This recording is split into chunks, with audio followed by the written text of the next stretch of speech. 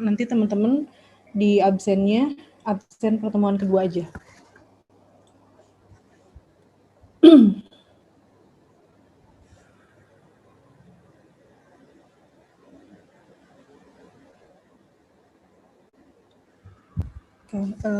Selamat siang rekan-rekan mahasiswa semuanya. Hari ini kita akan lanjutkan pembahasan materi yang sebelumnya sudah kita bahas terkait dengan ekonomi internasional. Di pertemuan 2 minggu yang lalu kita sudah berkenalan terkait dengan apa-apa saja yang akan kita pelajari atau apa saja materi yang akan kita pelajari dalam membahas terkait dengan ekonomi internasional. Coba sebelum masuk ke materi yang akan kita bahas hari ini terkait dengan merkantilisme dan juga teori perdagangan absolut, ada yang bisa menjelaskan ulang kepada saya isu-isu dalam perekonomian internasional di pertemuan minggu pertama itu apa saja?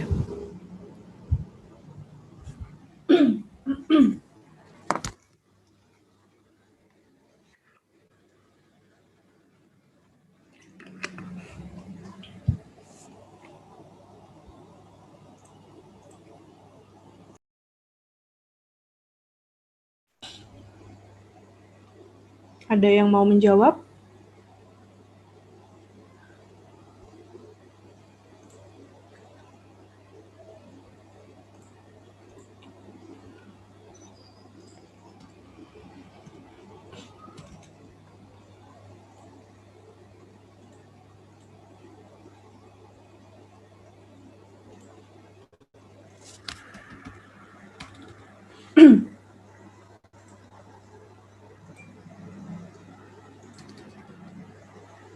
Sabto Hartono.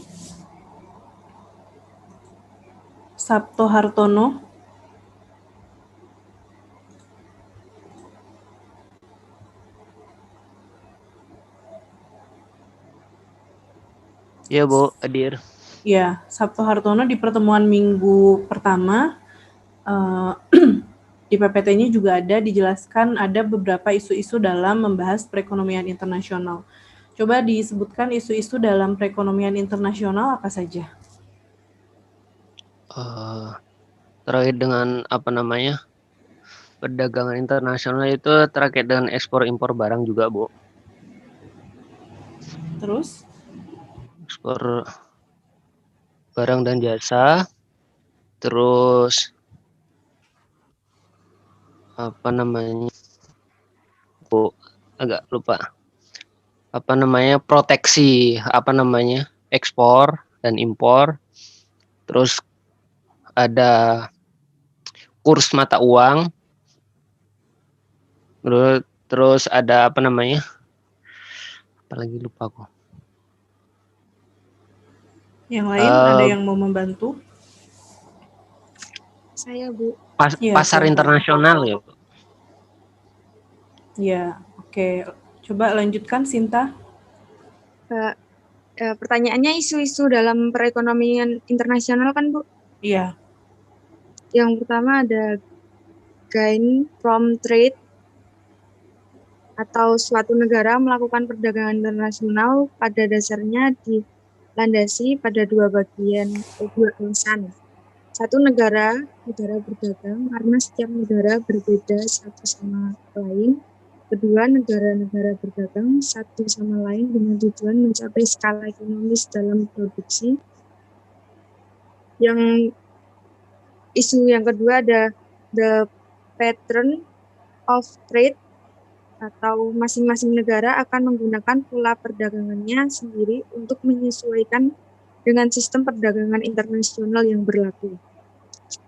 Isu yang ketiga ada protection atau bisnis perekonomian internasional yang terdiri dari negara-negara yang berdaulat penuh sehingga masing-masing negara tersebut dapat dengan bebas menentukan kebijakan ekonominya sendiri.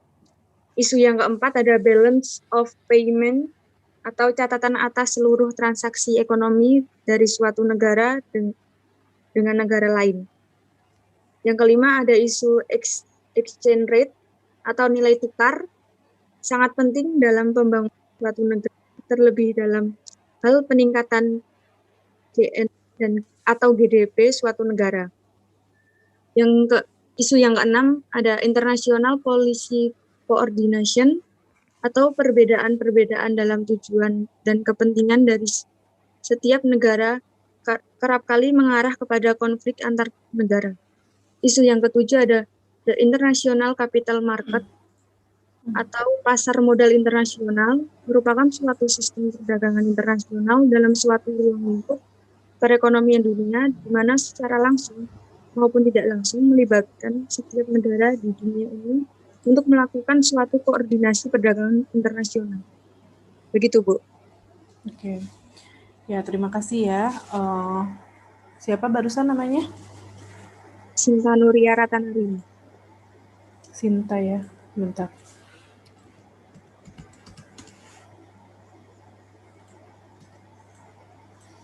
Jadi betul tadi yang disampaikan oleh teman kalian, baik Sinta maupun Sabto gitu ya, bahwa ketika kita mempelajari terkait perekonomian internasional atau perdagangan internasional, ada beberapa isu-isu yang saling berkaitan atau yang akan kita bahas dalam analisisnya. Yang pertama ada gain from trade, kemudian ada pattern of trade, ada proteksi, kemudian balance of payment, exchange rate, international coordination, sama international capital market. Dan memang betul ketika kita membahas terkait dengan ekonomi internasional atau perdagangan internasional itu tidak hanya terbatas pada kegiatan perdagangan saja ya, tapi kita juga akan membahas kebijakan perdagangannya seperti apa, kerjasama bilateralnya seperti apa, terus neraca pembayaran, sistem nilai tukar, dan juga aspek moneter perdagangan internasional gitu. Jadi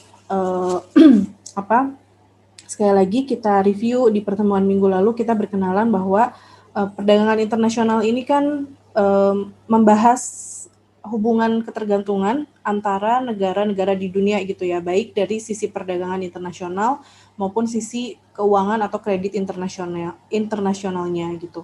Di mana tentu yang dibahas bukan hanya tukar-menukar barang dan jasa saja, tapi ada neracanya, ada sistem nilai tukarnya, terus keuntungan yang didapat, proteksi, dan lain-lain gitu ya. Nah, pada pertemuan minggu ini kita akan masuk ke pembahasan terkait dengan teori perdagangan internasional, di mana teori perdagangan internasional ini ada macam-macam seiring dengan berjalannya waktu gitu ya. Nah, hari ini kita akan membahas teori perdagangan internasional di era merkantilisme dan juga teori absolut. Sebetulnya teori merkantilisme, teori absolut, dan teori comparative advantage itu semuanya merupakan bagian dari teori perdagangan internasional era klasik gitu ya. Nanti kita akan melihat apa sih perbedaan perdagangan internasional di era merkantilisme dan apa konsep perdagangan internasional dengan menggunakan teori absolut.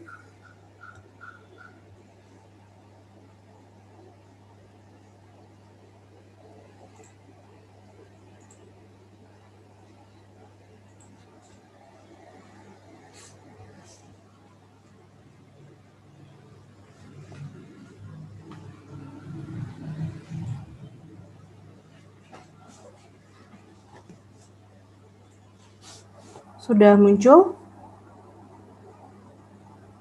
Sudah, Bu. Oke, jadi hari ini kita akan membahas mengenai teori merkantilisme atau teori perdagangan di era merkantilisme dan juga teori keunggulan absolut. Nah, sebetulnya kenapa sih kita harus membahas teori perdagangan di era merkantilisme, kemudian teori perdagangan keunggulan absolut, kemudian nanti juga kita akan membahas teori keunggulan komparatif gitu ya. Kenapa kita perlu membahas itu? Karena pada dasarnya penentuan keuntungan gitu. Kan kemarin kita belajar ya bahwa melakukan kegiatan perdagangan itu kan tujuannya untuk mendapat keuntungan ya. Nah, tapi kan sebetulnya dasar penentuan keuntungan atau pencarian sebetulnya konsep keuntungan dalam perdagangan antar negara itu kan nggak langsung tiba-tiba ujuk-ujuk ada gitu kan.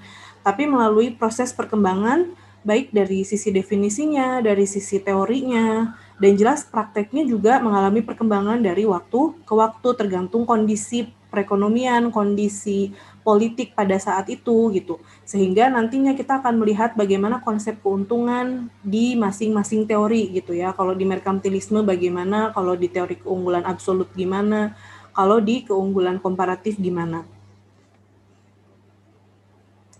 Nah, sekarang yang pertama kita masuk ke teori perdagangan internasional di era merkantilisme atau bahasa Inggrisnya merkantilism gitu ya.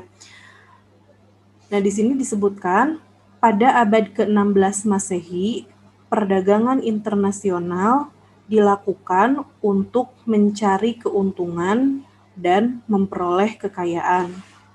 Perdagangan internasional sekali lagi pada abad ke-16 Masehi ini dilakukan tujuannya adalah untuk mencari keuntungan dan memperoleh kekayaan. Ya sebetulnya sih sekarang juga sama gitu ya, bahwa aktivitas dari kegiatan perdagangan internasional tujuan akhirnya atau tujuan utamanya adalah untuk memperoleh keuntungan dan kekayaan. Nah, begitu pula pada abad ke-16 Masehi, di mana pada abad ke-16 Masehi ini kan merupakan masa di mana masih ada sistem feodalisme pada saat itu gitu ya.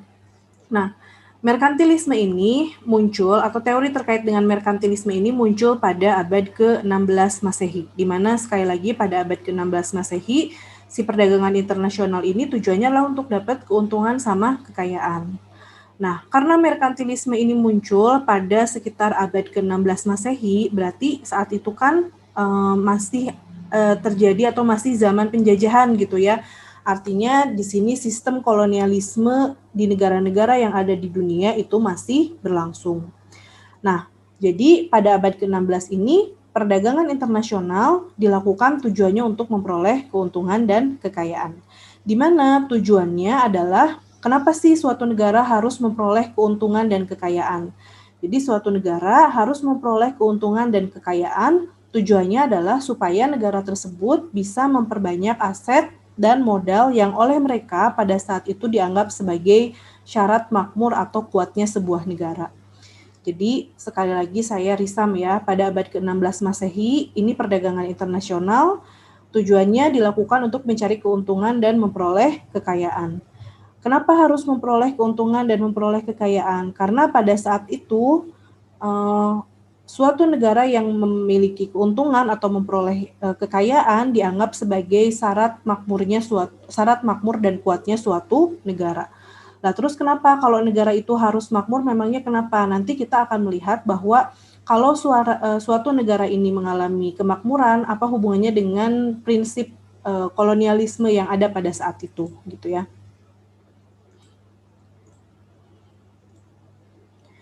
Sistem ini oleh Adam Smith disebut dengan the commercial or mercantile system. Nah, kata mercantile system di sini ini digunakan sama si Adam Smith.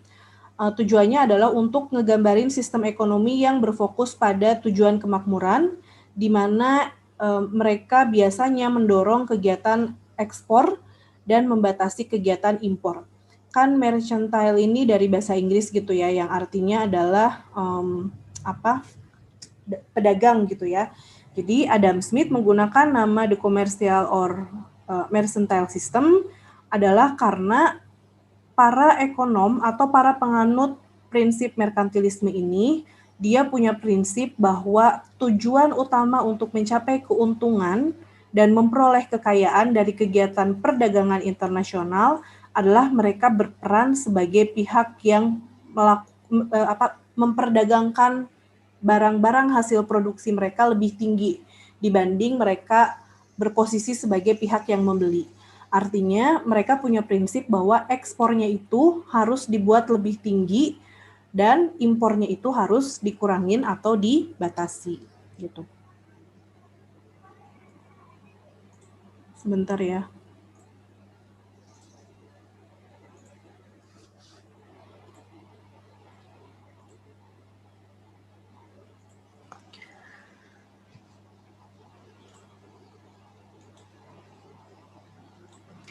Aliran ini percaya bahwa perak dan emas merupakan kekayaan bangsa yang sangat bermanfaat untuk meningkatkan perdagangan. Jadi tadi kan tujuan utama melakukan kegiatan perdagangannya itu adalah untuk memperoleh keuntungan dan kekayaan. Makanya dia memastikan bahwa untuk bisa mendapatkan keuntungan dan memperoleh kekayaan berarti dia harus melakukan ekspor lebih tinggi daripada impornya. Nah, aliran ini juga percaya bahwa perak dan emas merupakan kekayaan bangsa yang sangat bermanfaat untuk meningkatkan perdagangan. Nah, karena dia menganggap bahwa dia berpendapat bahwa bukti dari banyaknya kekayaan bangsa atau kemakmuran suatu negara gitu ya, itu bisa dilihat dari seberapa banyak perak sama emas yang dimiliki oleh negara tersebut gitu. Kalau emas sama peraknya itu makin banyak, berarti kan tujuannya untuk meningkatkan perdagangan itu artinya tercapai.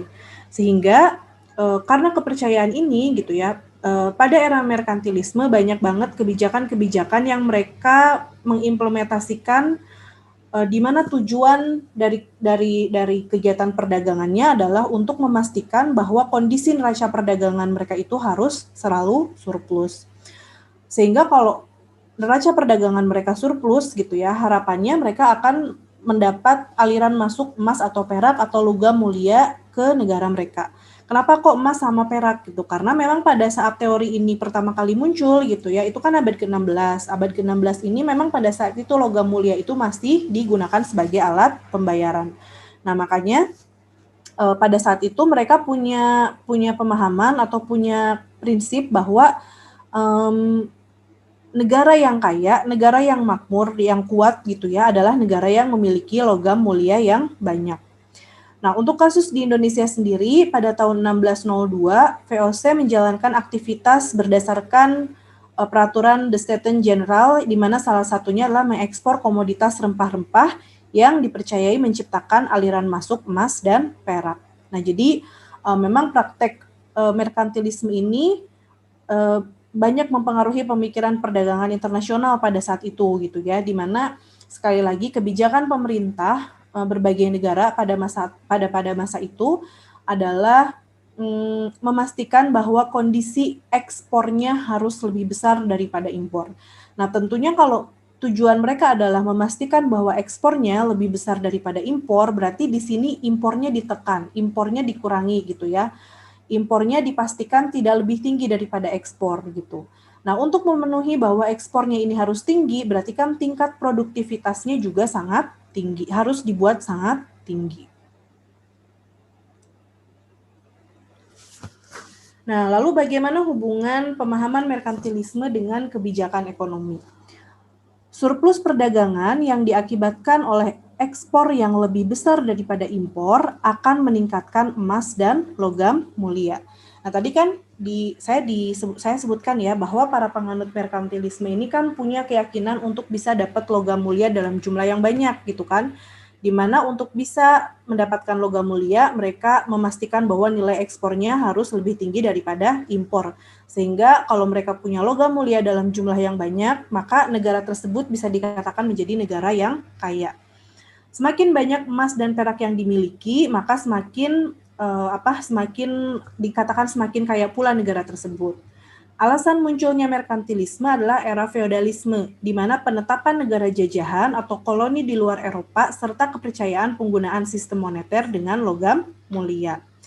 Nah, karena mereka punya kepercayaan bahwa surplus perdagangan yang diakibatkan karena ekspor lebih besar dari impornya ini bisa ningkatin emas sama logam mulia gitu ya. Nah, makanya di era merkantilisme ini tujuan utama pemerintahannya adalah sekali lagi untuk mendorong lebih banyak ekspor daripada impornya gitu. Sehingga impornya benar-benar dibatasi, baik itu dengan memberikan tarif, memberikan batasan yang intinya adalah memastikan bahwa tingkat ekspornya ini harus tinggi dan impornya harus serendah mungkin biar surplus perdagangannya itu semakin tinggi.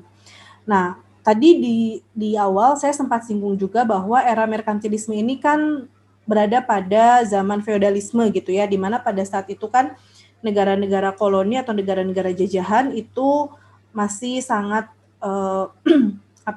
aktivitas penjajahan gitu terhadap negara-negara lain untuk dibuat menjadi negara koloni itu masih sangat biasa dilakukan oleh negara-negara yang lebih punya kekuatan gitu kan.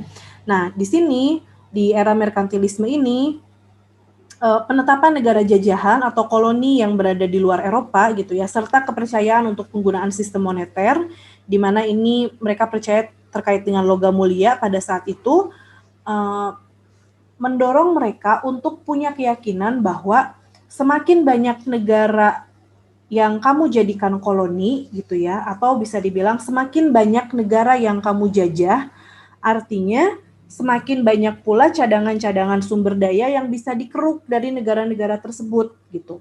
Jadi mereka punya pola pikir bahwa kalau koloni negaramu semakin banyak atau negara jajahanmu ini makin banyak, berarti kan setiap negara yang dijajah itu punya sumber daya tuh. Nah, sumber daya yang ada di negara jajahan itu merupakan cadangan-cadangan sumber daya yang bisa dimanfaatkan untuk bisa meningkatkan kekayaan negara. Ingat di mikro bahwa yang namanya sumber daya itu kan merupakan faktor produksi ya. Nah, berarti semakin banyak sumber daya di negara-negara koloni gitu ya, yang bisa dikuasai sama negara yang punya power ini, berarti kan untuk bisa dapat faktor produksi dalam memproduksi barang dan jasanya akan semakin tinggi.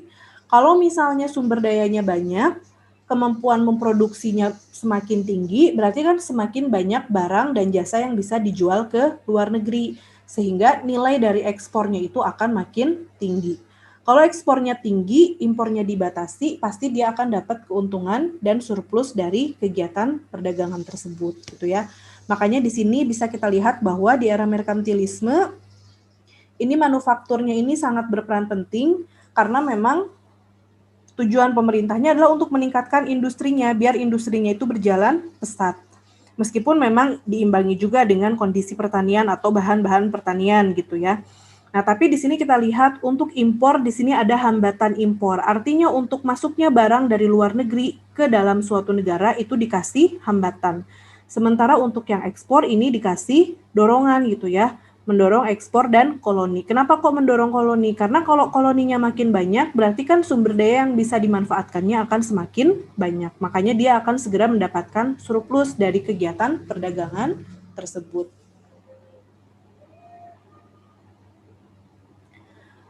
Nah, selanjutnya, menurut paham merkantilisme juga, sebuah negara itu dia akan punya dua masalah yang berbeda. Yang satu nih dilihat dari sisi domestiknya, yang satu dilihat dari luar negeri. Nah, di sini dia menyatakan bahwa persatuan atau unity dibutuhkan keberadaannya untuk membangun kekuatan nasional. Pada saat itu, konflik militer antar negara merebak sehingga secara ekonomi tujuan pemerintah adalah untuk mengumpulkan uang yang cukup untuk mendukung militer. Ya, jadi seperti yang tadi disampaikan, bahwa karena pada era merkantilisme ini kan masih zaman feodal, masih zaman kolonialisme, penjajahan gitu ya.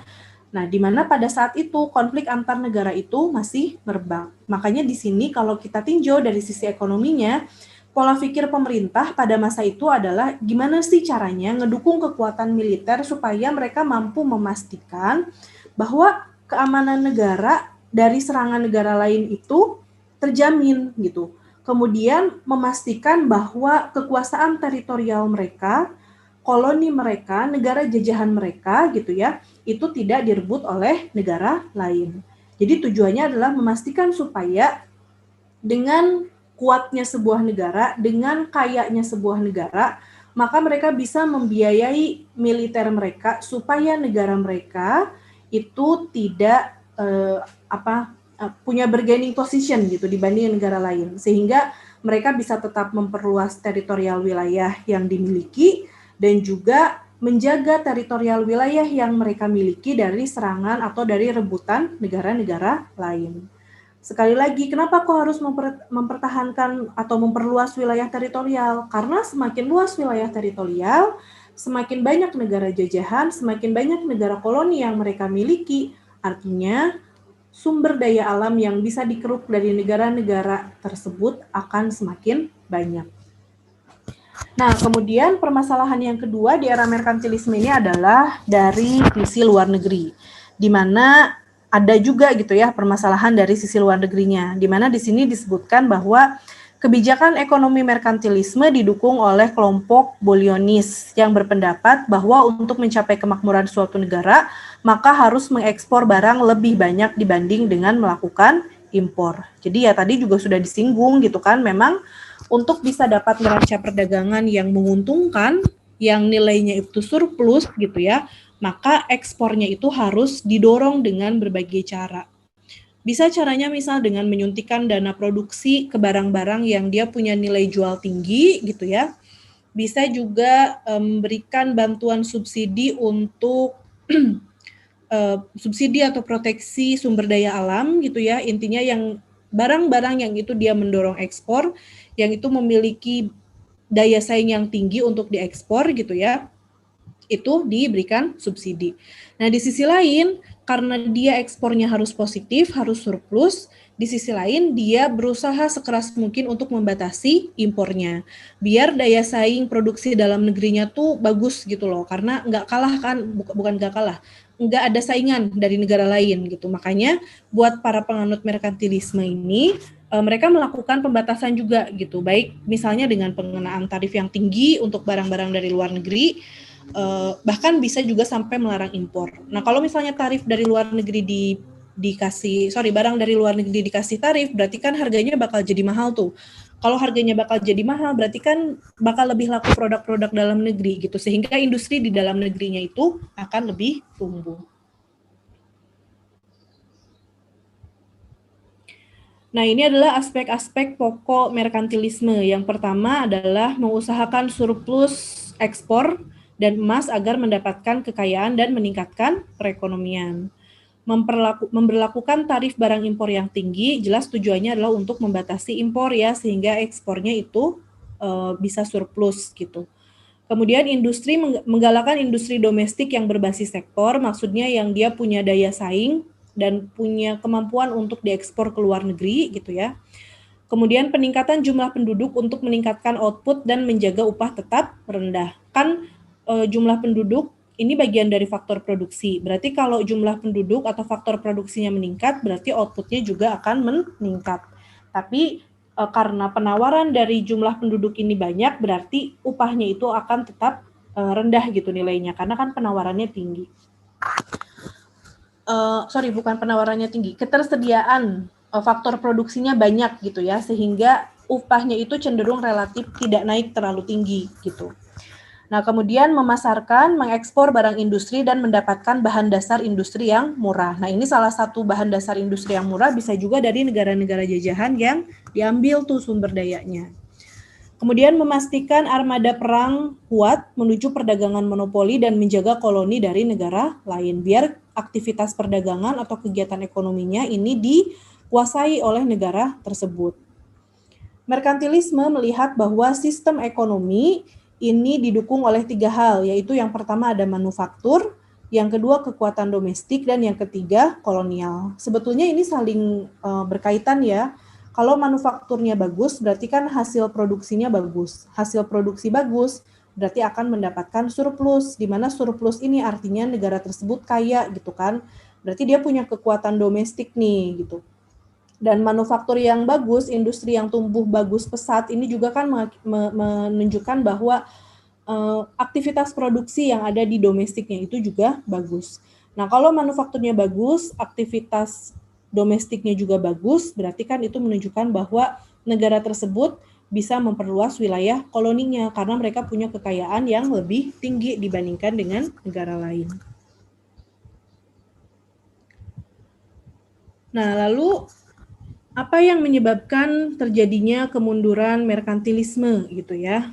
Nah, yang menjadi penyebab munculnya atau kemunduran merkantilisme terjadi adalah karena adanya konflik sosial dan politik, di mana peperangan di negara koloni dan pemikiran dari para tokoh yang dipelopori oleh David Hume dan Adam Smith, di mana si David Hume sama Adam Smith ini dia mengkritik praktik merkantilisme, di mana kritik tersebut pada akhirnya menyebabkan sistem ini menjadi semakin tidak populer di kalangan para ekonom maupun di berbagai negara gitu ya.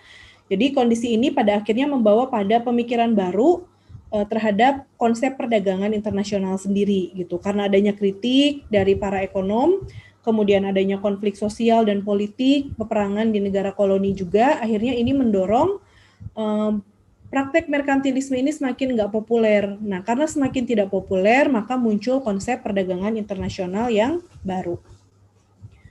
Tidak mungkin semua negara secara serentak bisa mendapatkan surplus perdagangan alias ekspornya lebih besar daripada impor tanpa membuat defisit perdagangan yang lain. Jadi ini prinsip merkantilisme yang dianut oleh para penganut merkantilisme gitu ya. Jadi mereka berpikiran bahwa enggak mungkin semua negara secara serentak bisa dapat surplus tanpa membuat negara lain itu rugi gitu.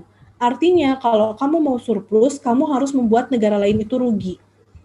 Makanya di sini di era merkantilisme, perdagangan internasional ini seperti zero sum game, yaitu permainan di mana suatu pihak akan mendapat keuntungan sebesar kerugian pihak lain, sehingga penjumlahan keuntungan dan kerugian sama dengan nol. Jadi maksudnya gini, contoh misalnya ada dua negara gitu ya, Indonesia sama Malaysia nih.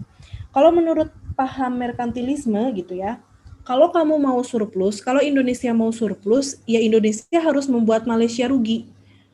Kalau Indonesia mau surplus 5 juta, berarti Indonesia harus membuat Malaysia rugi 5 juta. 5 juta dikurangi 5 juta, 5 juta keuntungan Indonesia dikurangi 5 juta kerugian Malaysia, nilainya adalah sama dengan 0. Makanya itu disebut zero sum game. Nah, para penganut merkantilisme ini punya prinsip seperti itu, bahwa perdagangan internasional itu adalah zero sum game. Bahwa kalau kamu mau mendapatkan keuntungan gitu ya, doktrinnya adalah kalau kamu mau surplus, kamu wajib menghambat impor sekeras-kerasnya dan mendorong ekspor setinggi-tingginya. Sehingga dengan doktrin seperti itu akan menyebabkan ketika kamu mendapatkan surplus, itu membuat negara lain mengalami kerugian gitu. Nah, menurut Adam Smith maupun David Hume, kondisi ini nggak bisa berjalan terus-menerus dalam jangka panjang. Karena sebetulnya dalam perdagangan internasional gitu ya, tentu suatu negara jelas dong nggak ada yang mau melakukan perdagangan kalau misalnya aktivitas perdagangan tersebut terus-terusan mengalami kerugian. Nah, makanya di sini menurut Adam Smith, zero sum game ini nggak akan bisa berjalan lama kalau berkaitan dengan proses kegiatan perdagangan internasional. Karena lama-lama kamu nggak akan punya lawan dagang yang mau melakukan perdagangan kalau tujuanmu melakukan perdagangan adalah untuk membuat negara lain mengalami kerugian. Nah, makanya di sini Adam Smith kemudian memperkenalkan doktrin yang semakin menurunkan kepopuleran merkantilisme pada saat itu. Doktrin yang pertama adalah bahwa dua negara yang berdagang secara bebas mungkin secara bersamaan mendapatkan manfaat dari perdagangan bagi kedua negara. Kedua, spesialisasi produksi memungkinkan adanya skala ekonomis yang meningkatkan efisiensi dan pertumbuhan. Kemudian doktrin ketiga, hubungan kolusif antara pemerintah dengan industri sangat membahayakan bagi masyarakat. Nah, ketiga doktrin baru ini yang dikenalkan sama Adam Smith, ini adalah menjadi awal dari kemunculan teori perdagangan internasional baru yang nantinya kita kenal dengan teori perdagangan keunggulan absolut. Jadi kalau menurut merkantilisme, yang namanya perdagangan adalah zero sum game. Kalau kamu mau untung, kamu bikin negara lain rugi aja gitu. Karena keuntungan yang kamu dapatkan itu akan senilai kerugian yang ditanggung sama pihak lain. Tapi kalau menurut David Hume sama Adam Smith, kalau pola pikirnya seperti itu, maka dalam jangka panjang nggak akan ada lawan dagang, karena nggak akan ada negara yang mau melakukan perdagangan kalau pilihannya kalau nggak rugi ya untung gitu kan. Nah, menurut si Adam Smith sama David Hume, mungkin aja kok dua-duanya melakukan perdagangan dan dua-duanya dapat keuntungan gitu. Nggak harus yang satu rugi, yang satu untung. Bisa aja dua-duanya dapat keuntungan. Caranya adalah dengan melakukan spesialisasi produksi gitu ya. Dengan adanya spesialisasi produksi, kegiatan perdagangan internasional itu bisa menguntungkan kedua belah pihak. Sampai sini dulu terkait dengan merkantilisme, ada yang mau ditanyakan?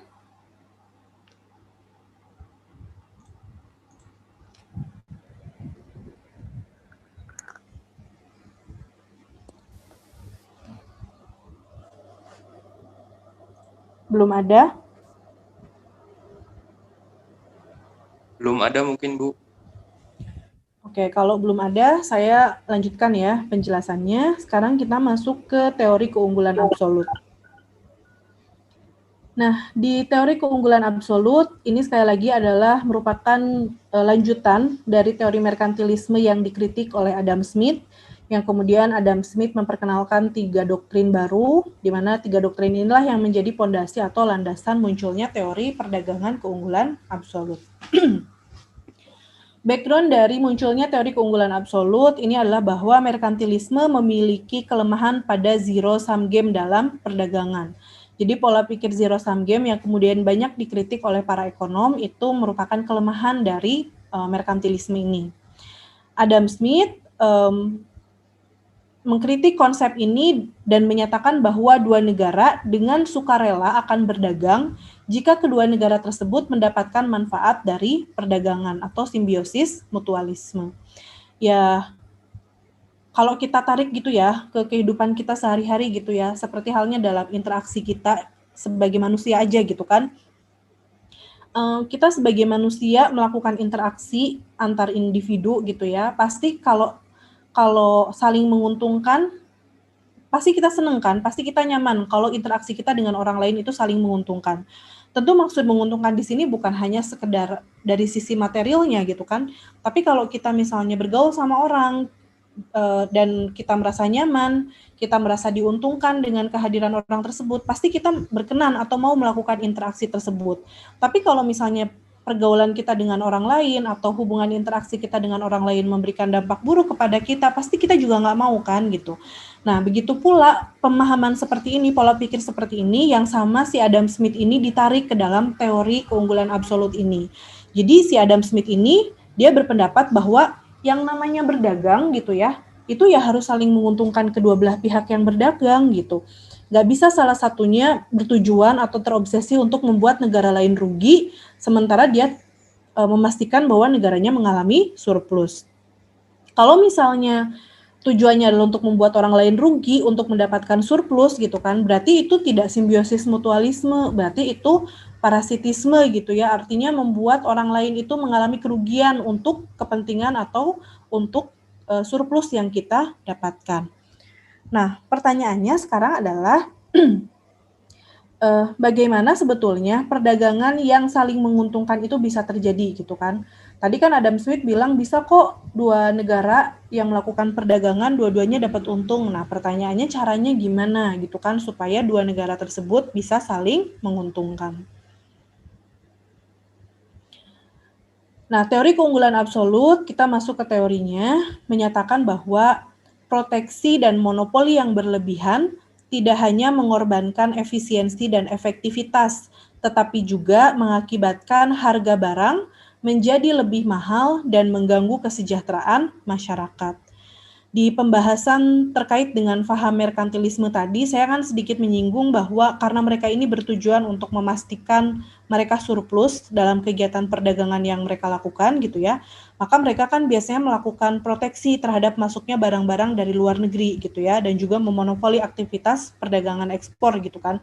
Nah, adanya aktivitas ini, pemberian tarif dan proteksi yang tinggi untuk barang-barang dari luar gitu ya, apabila dilakukan secara berlebihan, maka itu bisa mendorong harga barang itu menjadi lebih mahal, karena kan si proteksi itu bisa membuat nilai barang-barang yang masuk ke suatu negara jadi lebih mahal harganya gitu kan.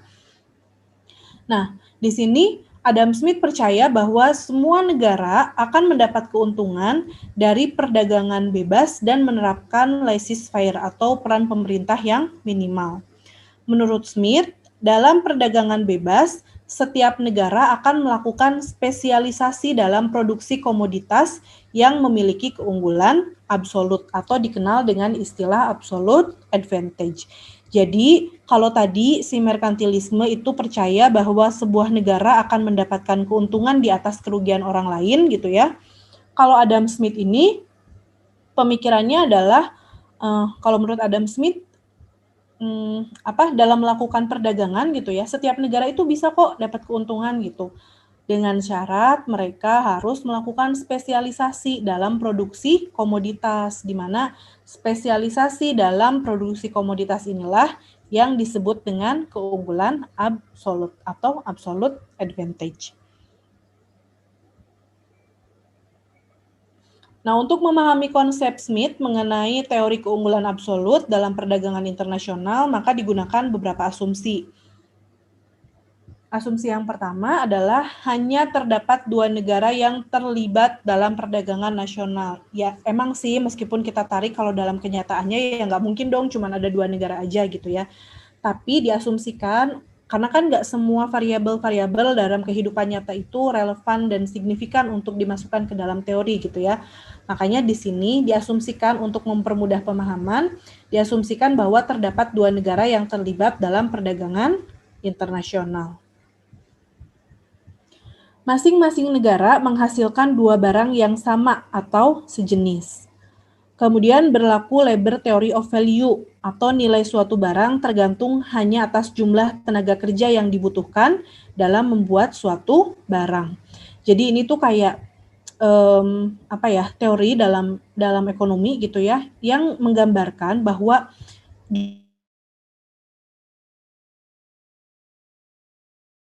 sama satu bisa ngasilin, contohnya misalnya gini, kayak satu orang tenaga kerja per harinya itu bisa menghasilkan output berapa sih gitu. Jadi si Adam Smith ini menekankan bahwa produktivitas tenaga kerja ini adalah salah satu hal yang mendorong teori dari keunggulan absolut, di mana suatu negara itu bakal memperoleh keunggulan kalau bisa menghasilin suatu output dengan waktu yang lebih sedikit dibanding negara lain untuk satu tenaga kerja. Nanti kita lihat deh di ilustrasi numeriknya biar lebih mudah untuk memahami ya. Kemudian skala hasil konstan atau constant return to scale, yaitu ketika input-input secara proporsional dinaikkan sebanyak N kali, maka outputnya juga akan naik N kali. Jadi maksudnya kalau faktor produksinya dinaikin sekian, maka outputnya juga bakal naik sesuai dengan kenaikan faktor produksinya. Kemudian tidak ada biaya transaksi dan transportasi, persaingannya sempurna, dan juga tidak ada perubahan teknologi. Ini asumsi-asumsi dalam membangun keunggulan absolutnya.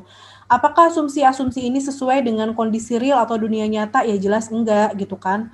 Pada kenyataannya kan nggak mungkin hanya ada 2 negara yang melakukan kegiatan transaksi. Tapi untuk mempermudah, untuk menyederhanakan gitu ya, tentunya kan suatu kegiatan perdagangan tidak akan menjadi suatu kegiatan perdagangan kalau tidak ada lawan dagang gitu ya. Minimal ada lawan dagang 1, makanya terjadi kegiatan perdagangan.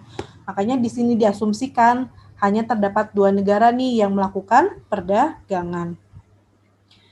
Dan begitupun dengan asumsi-asumsi yang lain, mungkin tidak 100% sama dengan kondisi real gitu kan, tapi ini yang bisa dilakukan atau ini yang mungkin menurut Adam Smith punya variabel-variabel yang memberikan signifikan kepada teori yang dia bangun gitu ya. Nah, ini kita lihat di sini contoh keunggulan absolut nih. Nah, di sini untuk tabel 1, keunggulan absolut, jam kerja per unit output gitu ya. Ada kita punya 2 negara. Tadi kan 2 negara nih yang melakukan aktivitas. Kita punya 2 negara yaitu Indonesia sama India. Nah, kita lihat sebelum melakukan perdagangan, kedua negara ini keduanya sama-sama memproduksi 2 barang.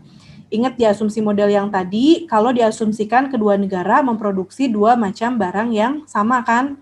Nah, kita lihat contohnya di sini. Katakanlah di sini, baik Indonesia maupun India sama-sama memproduksi tas sama karpet. Di tabel ini kita lihat, satu tenaga kerja Indonesia membutuhkan waktu 1 jam untuk menghasilkan 1 unit tas. Sementara di negara India, satu tenaga kerjanya membutuhkan waktu 2 jam untuk menghasilkan 1 unit tas. Sementara untuk barang karpet, di Indonesia, satu tenaga kerjanya itu bisa menghasilkan 1 meter karpet dengan membutuhkan waktu 2 jam. Sementara di India, Untuk menghasilkan 1 meter karpet, tenaga kerjanya hanya membutuhkan waktu selama 1 jam. Di sini disebutkan bahwa rasio tukar domestik atau RTD ini maksudnya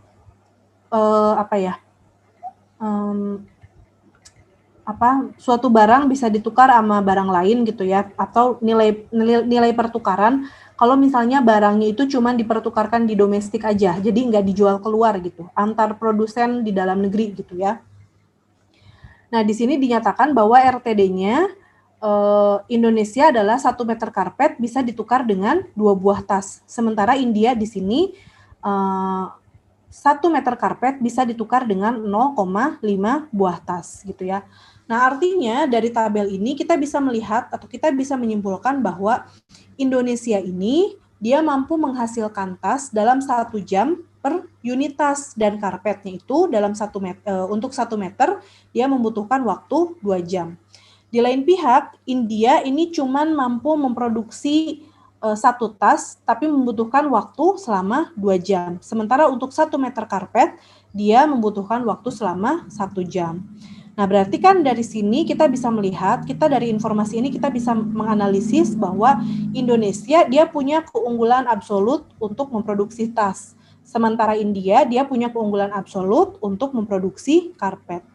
Sekali lagi, kenapa bisa kayak gitu? Karena kita lihat di sini nih, Labor Theory of Value, bahwa nilai suatu barang tergantung tenaga kerja yang dibutuhkan atau jam per hari kerja yang dibutuhkan untuk memproduksi barang tersebut. Di sini, untuk memproduksi 1 tas, Indonesia butuh 1 jam, sementara India butuh 2 jam. Berarti lebih cepat negara Indonesia dalam memproduksi tas dibandingkan dengan negara India. Tapi kalau untuk produk karpet, kita melihat bahwa Indonesia nih butuh waktu 2 jam untuk memproduksi 1 meter karpet. Sementara India untuk memproduksi 1 meter karpet ini hanya butuh waktu 1 jam. Berarti kita bisa lihat di sini untuk produksi karpet, India lebih bisa menghasilkan lebih banyak gitu ya dalam jumlah jam yang sama dibanding dengan Indonesia. Nah, artinya kita bisa melihat atau kita bisa menyimpulkan di sini bahwa Indonesia ini punya keunggulan absolut dalam produksi tas. Sementara India ini punya keunggulan absolut dalam memproduksi karpet. Nah, contoh 2, ini nih contoh 2. Ini typo ya, harusnya apa sih? Cina gitu ya. Ini contohnya sama juga dengan yang tadi. Dari sini kita bisa melihat bahwa Indonesia ini kan bisa menghasilkan 6 kg kopi. Sementara kain hanya bisa menghasilkan 3 meter. India bisa menghasilkan 2 kg kopi, tapi kain hanya bisa menghasilkan 4 meter. Dari sini kita bisa melihat bahwa Indonesia ini punya keunggulan di kopi dan India ini punya keunggulan di kain. Daya tukar dalam negeri, harga kopi di Indonesia itu lebih murah, di mana 1 kg bisa ditukar dengan setengah meter kain jika dibandingkan dengan harga kopi di Cina, di mana 1 kg itu bisa ditukar dengan 2 meter kain. Harga kain di Cina lebih murah, yaitu 1 meter bisa ditukar dengan setengah kilogram.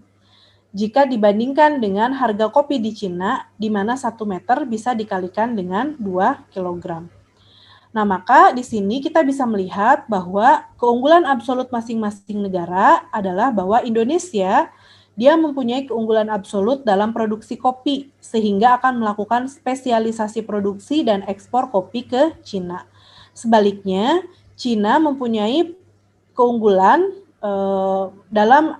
absolut dalam memproduksi kain, sehingga dia akan melakukan spesialisasi produksi kain dan ekspor kain ke Indonesia. Kita bisa melihat di rasio tukar domestiknya. Kalau di Indonesia 1 kg kopi ini kan ditukar sama setengah meter kain. 1 meter kain ditukar sama 2 kilo. Padahal kalau kita tarik dengan rasio nilai tukar domestik, katakanlah ini Cina ya, typo Cina. Kalau misalnya 1 kg kain ini bisa ditukar sama 1 kg kopi ini bisa ditukar sama 2 meter kain gitu ya. Di Indonesia 1 meter kain cuman bisa ditukar sama 2 kg gitu. Padahal kalau kita melihat ke Cina 1 meter kain ini bisa ditukar dengan setengah kilogram. Berarti kan di sini untuk Indonesia dia lebih spesialisasi atau lebih mampu memproduksi kopi Sementara kalau Cina gitu ya, ini lebih bisa memproduksi kain. Artinya kita bisa katakan bahwa Indonesia ini lebih memiliki keunggulan absolut pada kopi, sementara kalau Cina ini lebih memiliki keunggulan absolut pada kain.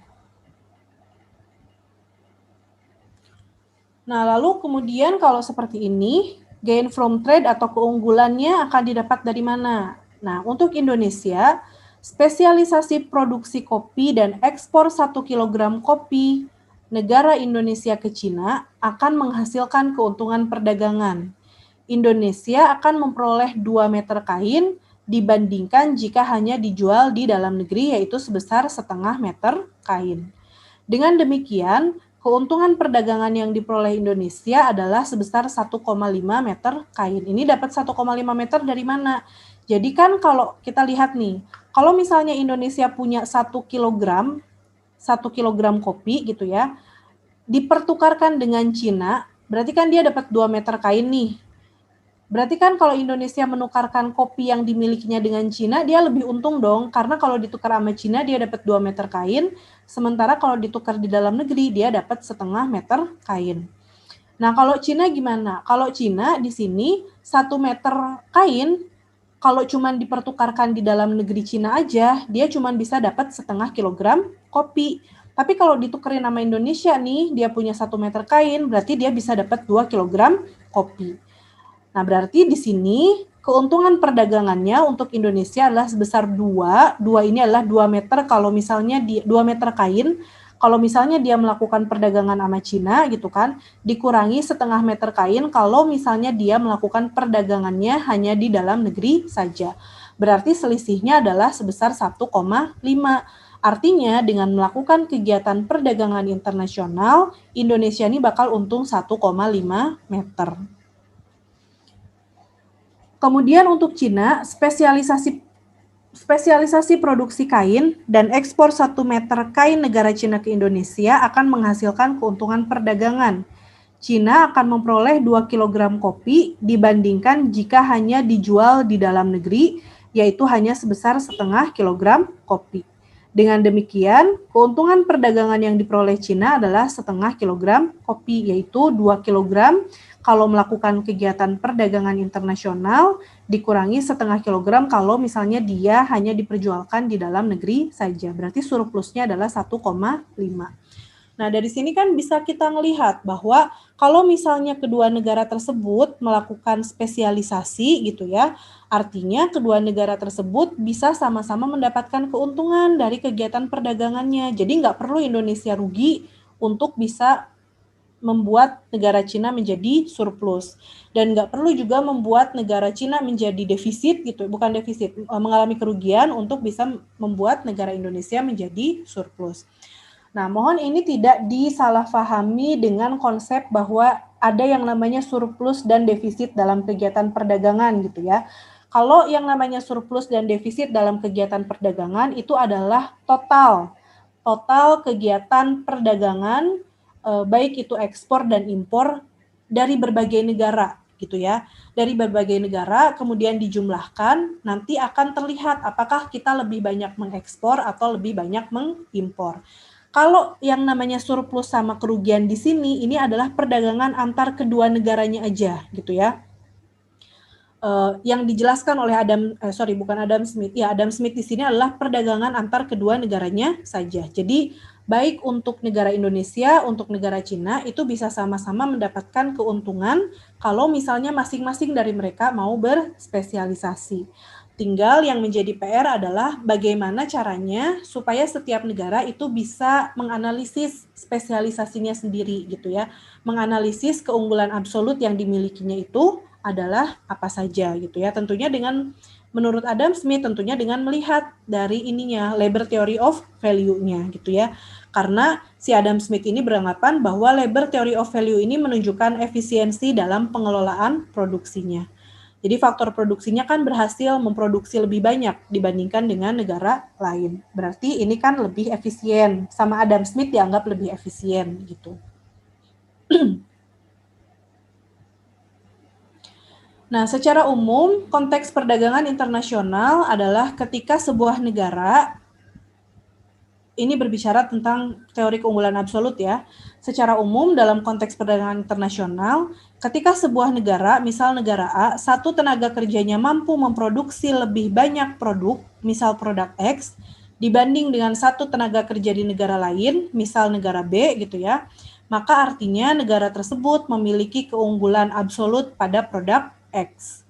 Dan sebaliknya, ketika suatu tenaga kerja di negara B mampu memproduksi lebih banyak barang Y dibanding satu tenaga kerja di negara A, maka negara ini typo ya, harusnya negara B. Maka negara B akan berspesialisasi pada produk Y. Jadi kalau misalnya negara A ini tenaga kerjanya ini lebih banyak bisa memproduksi barang X, berarti negara tersebut memiliki keunggulan absolut untuk barang X. Sementara kalau negara B tenaga kerjanya lebih banyak memproduksi barang Y, berarti negara B tersebut akan berspesialisasi pada produk Y. Dengan kata lain, negara A memiliki keunggulan absolut pada produk X dan negara B memiliki keunggulan absolut pada produk Y. Jadi saya risam ya dari atas. Kan keunggulan absolut ini adalah kritik terhadap pemikiran merkantilisme di mana Adam Smith menganggap bahwa zero sum game ini nggak bisa dijalankan terus-terusan karena akan membuat negara-negara enggan untuk melakukan kegiatan perdagangan. Nggak ada negara yang mau rugi.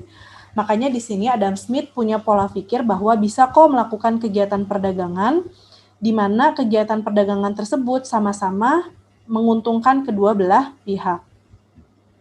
Nah, caranya adalah dengan cara apa? Caranya adalah dengan melakukan spesialisasi, di mana spesialisasi ini nantinya akan kita sebut sebagai keunggulan absolut yang dimiliki oleh sebuah negara.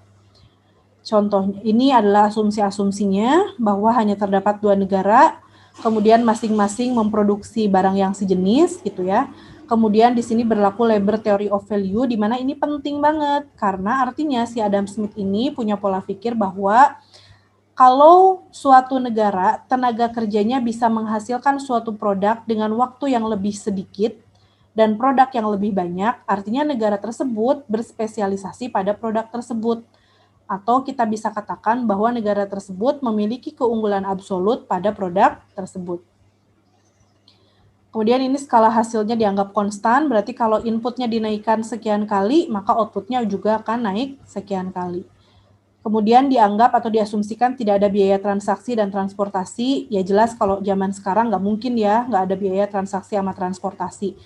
Wong namanya barang hasil produksi untuk didistribusikan kan pasti perlu transaksi gitu kan. Cuman memang dalam model ini biaya transaksi sama transportasi ini tidak dimasukkan ke dalam model. Kalau teman-teman melihat bahwa sekarang misalnya ada biaya transaksi dan transportasi, maka bisa untuk menambahkan atau bisa dijadikan sebagai bagian dari model baru gitu kan, berarti bisa mengkritisi atau mengkoreksi konsep keunggulan absolut yang disampaikan oleh Adam Smith. Dengan perubahan zaman pasti kan ada faktor-faktor yang dulunya mungkin dianggap tidak berpengaruh terhadap model, tapi sekarang bisa berpengaruh terhadap model. Kemudian persaingan sempurna dan tidak ada perubahan teknologi. Ini juga kalau zaman sekarang ya nggak bisa gitu kan. Yang namanya teknologi itu kan berkembang sangat cepat dan pasti yang namanya teknologi itu mempengaruhi produktivitas. Nah, karena konsep-konsepnya seperti ini, asumsinya seperti ini, maka dengan perhitungan seperti ini kita bisa melihat bahwa kalau satu tenaga kerja di suatu negara bisa menghasilkan 1 unit barang lebih cepat dibandingkan negara lain, artinya negara tersebut memiliki keunggulan absolut pada barang tersebut. Begitupun sebaliknya, kalau suatu negara bisa menghasilkan hasil produksi lebih cepat dibandingkan dengan negara lain, maka bisa dikatakan negara yang ini juga punya keunggulan absolut di barang tersebut. Artinya, kita lihat di sini untuk menghitung gain from trade atau keuntungan perdagangan yang dilakukan, kita bisa melihat dari rasio tukar domestiknya, di mana rasio tukar domestik ini menggambarkan ini adalah kondisi kalau barang tersebut hanya dipertukarkan di dalam negeri. Sementara yang bawah, ini juga kalau misalnya barang tersebut hanya dipertukarkan di dalam negeri. Nah, kalau masing-masing kemudian saling melakukan pertukaran dengan rasio tukar domestik yang dimiliki, maka kita bisa melihat bahwa dari aktivitas perdagangan tersebut kita bisa mendapatkan keuntungan untuk kedua negara, baik untuk negara Indonesia maupun untuk negara lain gitu ya, untuk negara Indonesia sama negara Cina di sini contohnya gitu. Nah, artinya kita bisa melihat di sini bahwa suatu negara bisa mendapatkan keuntungan tanpa perlu membuat negara lain rugi sama sekali. Artinya di sini tidak ada zero sum game gitu ya, karena kedua negara sama-sama mendapatkan keuntungan. Nah, simpelnya untuk lebih mudah difahami adalah bahwa kalau suatu tenaga kerja di negara A mampu memproduksi lebih banyak produk dibanding satu tenaga kerja di negara B, dan kalau di negara B, satu tenaga kerjanya mampu menghasilkan barang Y misalnya, dibandingkan dengan satu tenaga kerja di negara A gitu ya, berarti masing-masing negara akan berspesialisasi atau akan memiliki keunggulan absolut pada barang yang membutuhkan tenaga kerja lebih sedikit atau tenaga kerjanya membutuhkan waktu yang lebih sedikit untuk memproduksi banyak barang. Artinya dengan kata lain bahwa negara A ini contohnya akan memiliki keunggulan absolut untuk produk X dan negara B akan memiliki keunggulan absolut pada produk Y gitu ya. Jadi di sini kita bisa melihat bahwa kalau menurut Adam Smith dua-duanya semuanya yang melakukan kegiatan perdagangan itu bisa mendapatkan keuntungan. Nggak perlu membuat negara lain rugi sama sekali gitu ya. Tapi bisa keduanya mengalami keuntungan dengan cara melakukan spesialisasi. Oke, sampai sini bisa difahami?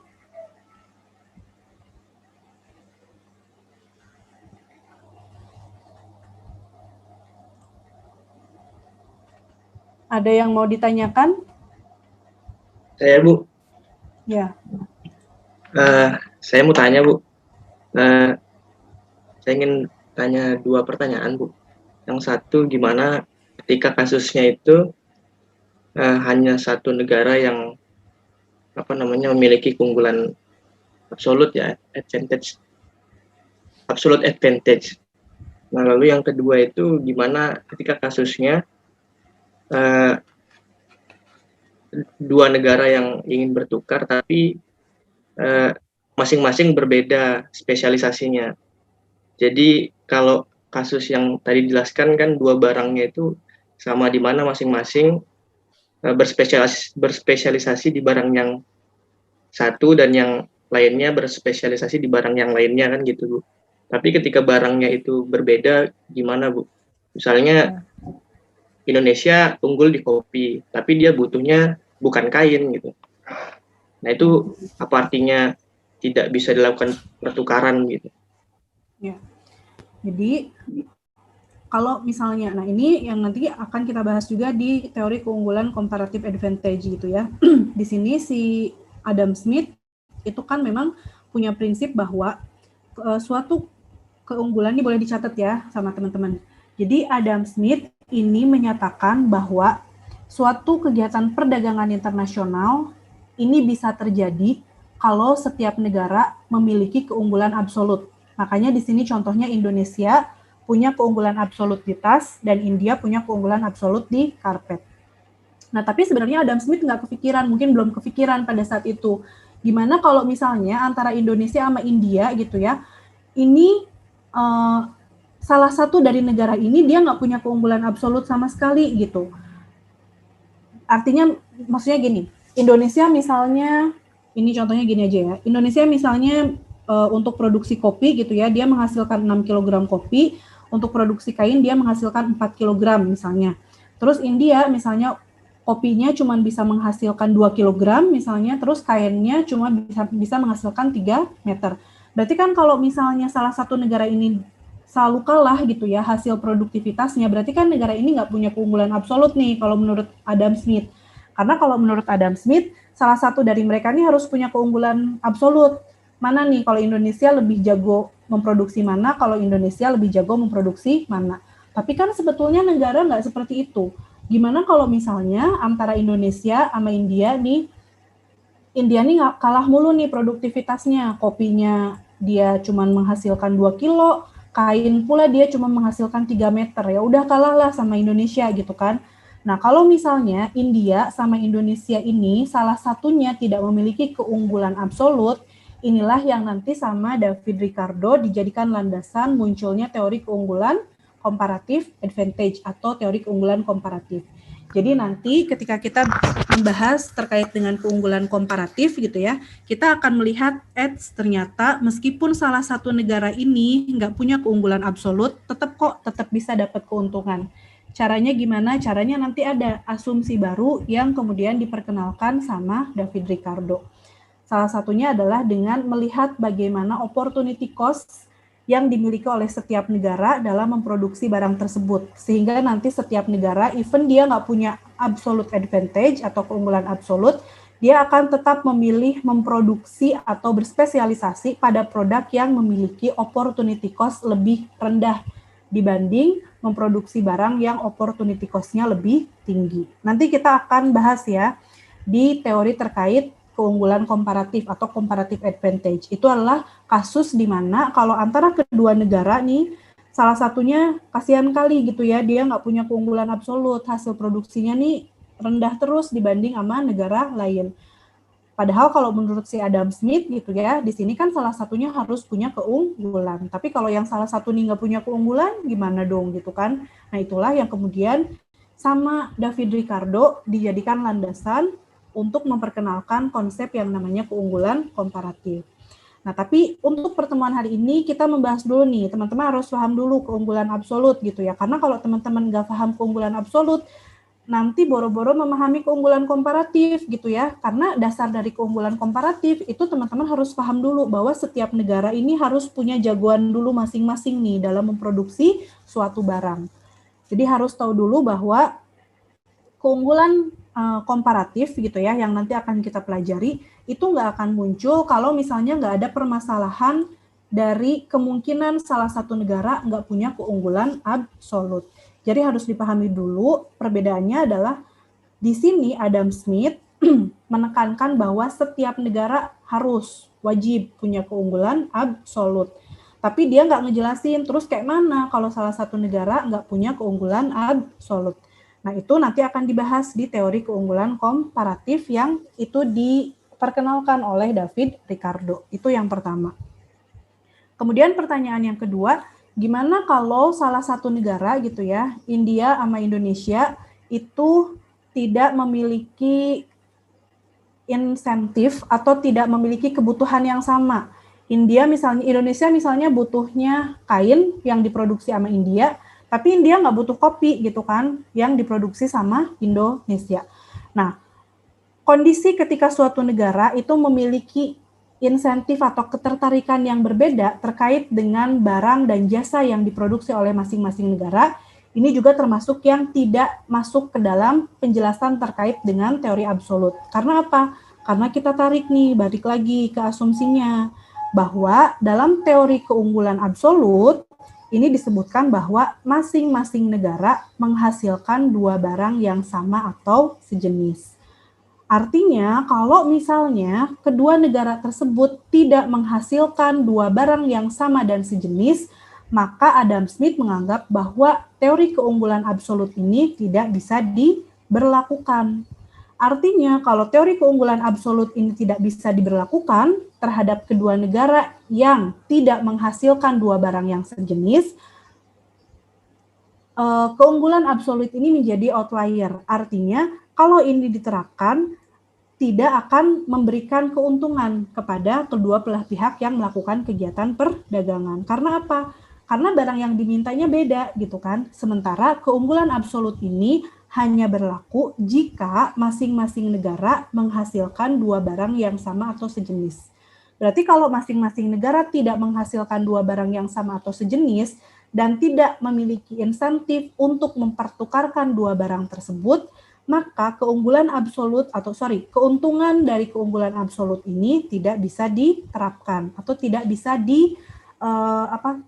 si negara tersebut nggak akan dapat keuntungan dengan menggunakan teori keunggulan absolut karena barang yang diminta insentifnya itu berbeda. Yang satu pengen barang A, yang satu pengen barang B gitu ya. Artinya kan tidak ada feedback satu sama lain. Nah, kalau tidak ada feedback sama satu sama lain, rasio tukarnya nanti akan berbeda gitu. Karena yang satu bukan pengen barang tas, yang satu misalnya pengen tas, tapi yang satu nggak pengen karpet. Berarti kan rasio tukar antar kedua negara tersebut tidak bisa dipertukarkan karena barang yang dimintanya berbeda gitu ya. Jadi saya risam jawabannya. Yang nomor pertama, kalau salah satu negara tidak memiliki keunggulan absolut, itu tetap bisa dapat keuntungan. Nanti kita akan bahas di keunggulan komparatif. Tapi kalau dua negara ini yang dimintanya beda, satu pengen karpet tapi yang satu kagak pengen tas gitu ya, maka ini teori keunggulan absolut tidak bisa diterapkan karena tidak akan memberikan keuntungan. Karena si keunggulan absolut ini cuma bakal dapat keuntungan kalau masing-masing negara ini meminta dua barang, menghasilkan dan juga mempertukarkan dua barang yang sama dan sejenis. Begitu, Panji. Ya, Bu. Terus yang untuk kasus kedua itu berarti nanti dijelasinnya di bagian mana, Bu? Untuk barang-barang yang memang itu terkait perbedaan permintaan barang yang tidak sejenis antar dua negara, itu nanti kita akan bahas di teori perdagangan internasional modern. Di mana di teori pembahasan perdagangan internasional modern, itu nanti sudah ada yang namanya perubahan teknologi, ada juga biaya transaksi sama transportasi gitu ya, seiring dengan perkembangan zaman. Karena kan kalau di era siapa sih, Adam Smith ini kan pertukaran antar dua negaranya itu masih di abad 18 ya, masih di abad 18, abad 19, yang itu biasanya hubungan antar kedua negara ini masih sifatnya bilateral gitu. Makanya kalau mereka mempertukarkan dua barang, itu biasanya memang mereka mempertukarkan dua barang yang sama dan sejenis. Jadi kalau zaman sekarang gitu ya, di era free trade gitu kan, hubungan antar negara itu kan nggak cuma bilateral ya, bilateral itu hubungan dua negara doang gitu. Tapi negara A bisa hubungan sama negara B, sama negara C, sama negara D gitu kan. Sama semua negara bisa gitu kan. Tapi kalau di era keunggulan absolut, ini kan masih ke bawah sama era merkantilisme. Orang ini juga kritikan atas prinsip merkantilisme gitu kan. Nah, untuk barang-barang yang itu dipertukarkan, tapi insentifnya berbeda antar satu negara dengan negara lain, itu nanti ada di teori perdagangan internasional, teori modern. Ada beberapa teori perdagangan modern yang nanti kita bisa melihat bahwa even satu negara itu mungkin berbeda insentif terhadap negara lain gitu ya, barang yang dimintanya itu berbeda, tapi dengan melakukan kegiatan perdagangan itu mereka tetap bisa mendapatkan keuntungan. Nanti setelah teori klasik akan kita bahas juga ya di teori perdagangan era modern. Terima kasih, Bu. Yang lain?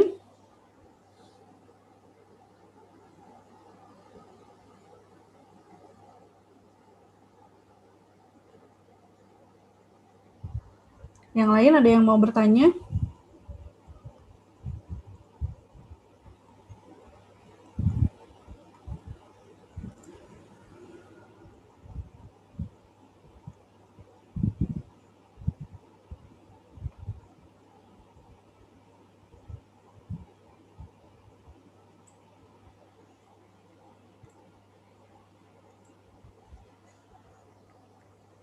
Tidak ada.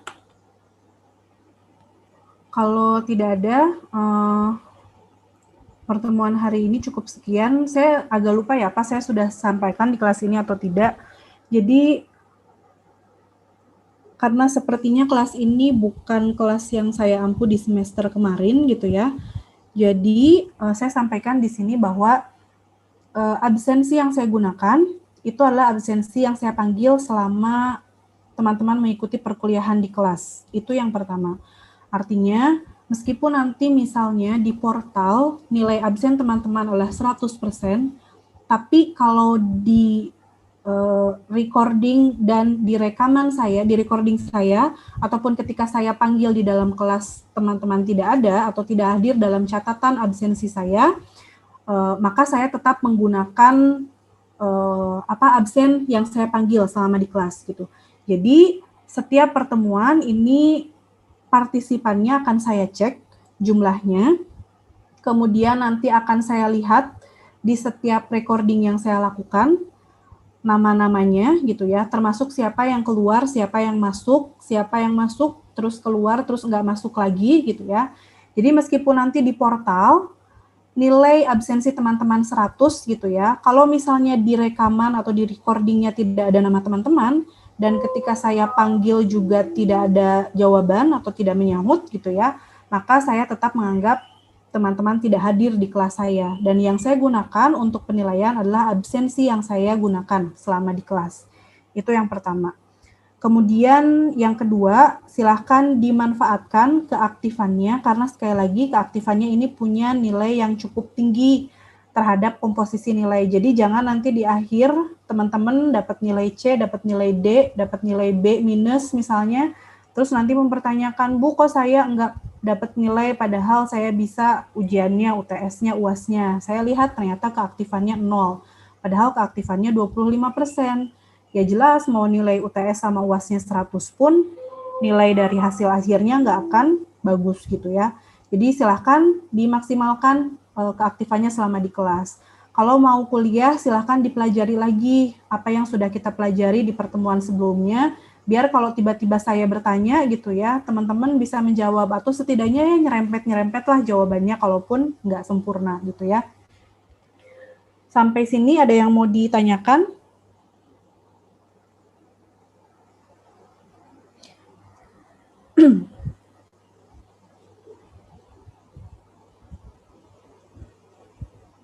Ada yang mau ditanyakan? Kalau dari saya cukup, Bu. Oke. Dan satu lagi ya, kalau saya panggil, silakan bisa nggak bisa jawab, nyaut dulu gitu. Kalau saya panggil berkali-kali, teman-teman tidak nyaut, nanti saya taruh di waiting room. Kalau saya taruh di waiting room sampai akhir, nanti saya sampai akhir gitu ya, saya tidak akan masukkan ke perhitungan absen gitu. Jadi kalau misalnya teman-teman saya panggil misalnya Almahera gitu, jawab dulu meskipun mungkin nggak bisa jawab pertanyaannya, tapi nyaut dulu. Kalau misalnya saya panggil berkali-kali, teman-teman nggak nyaut gitu ya, nanti saya akan simpen teman-teman di waiting room gitu ya. Kemudian kalau misalnya sampai akhir teman-teman tidak ada suara juga gitu ya, maka saya tidak akan menganggap kehadiran teman-teman meskipun teman-teman join di Zoom ini gitu ya. Jadi meskipun Bu saya nggak tahu jawabannya apa, nggak apa-apa, nyaut aja dulu. At least saya tahu bahwa kalian stay on di kelas ini gitu ya. Jangan karena videonya saya matikan, saya tidak akan meminta teman-teman untuk menyalakan video gitu ya. Karena itu tech resource yang cukup tinggi, pulsanya nanti kesedot banyak dan lain-lain, sinyal susah dan lain-lain gitu kan. Makanya meskipun videonya dinonaktifkan, dimatikan, saya harap teman-teman stay on di sini gitu ya. Dengerin apa penjelasan saya, biar nanti ketika ditanya tiba-tiba, teman-teman nggak harus kaget atau nggak harus takut dengan apa yang saya pertanyakan gitu kan, karena bisa menjawab apa yang saya jelaskan. Nah itu yang selanjutnya, berarti sekali lagi ya, mohon meskipun tidak dinyalakan videonya tetap bisa fokus, bisa mendengarkan, mencatat apa yang perlu dicatat gitu. Kemudian apalagi ya, itu yang tadi, kalau misalkan tidak jawab, tidak ada suara, oh ya, kalau misalnya Bu, saya kalau harus berbicara sinyalnya nggak jelas Bu, putus-putus misalnya. Kalau saya panggil silahkan ngechat di sini, kan ada fitur chat nih, bisa bilang Bu saya nggak ada suaranya atau mic saya rusak Bu gitu, tapi saya bisa jawab melalui fitur chat gitu, itu bisa, akan saya anggap hadir gitu ya. Yang penting Anda menunjukkan bahwa Anda existence ada di ruang pembelajaran ini, ada di ruang Zoom ini. Kalau nggak ada suara, ngechat nggak bisa, ya udah saya simpen teman-teman di waiting room gitu ya. Saya absen terlebih dahulu. Yogi. Hadir, Bu. Danun. Hadir, Bu. Agung.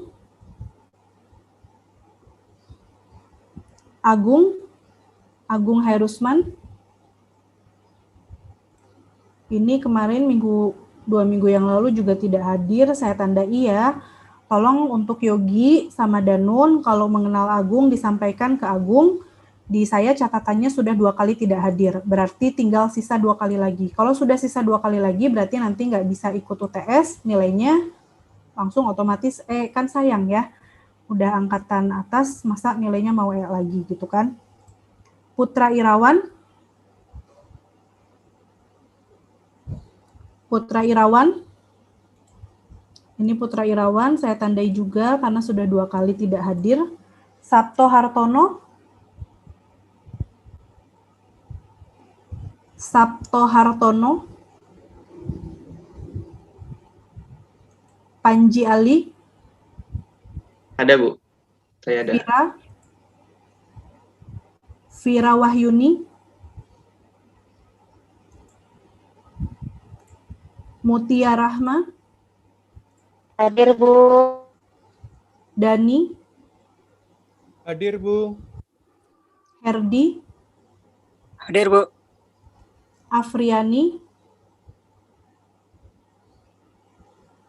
Afriani. Wibowo. Wibowo. Pandu. Hadir, Bu.